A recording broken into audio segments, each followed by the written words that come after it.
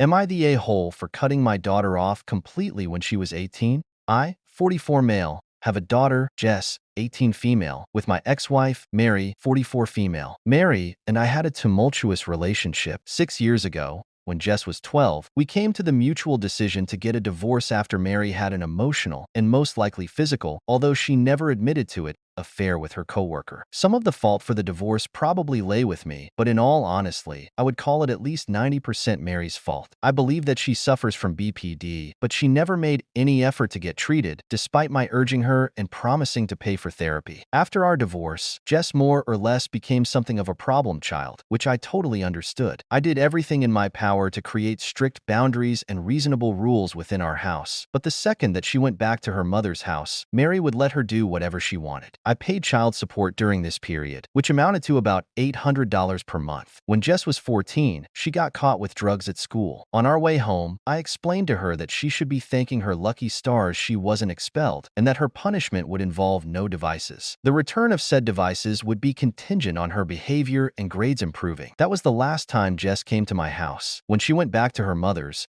she henceforth refused to even get in the car when I went to pick her up. The reason was clear. Mary let her do whatever she wanted without repercussion, while I would hold her accountable. Mary got quasi-full custody, despite it not being court-mandated. I upped child support payments in response because I wanted to take care of my daughter. In December, Jess turned 18. I haven't spoken to her in a year. Mary texted me frantically a few days ago about child support, and I simply responded that Jess was 18. She then tore into me about abandoning my child. Jess made a TikTok about having a deadbeat dad the next day, probably with Mary's encouragement, as she knows I check her social media. There were a lot of fabricated details in the story, but I wonder if I was an am I the a-hole for just leaving them high and dry there.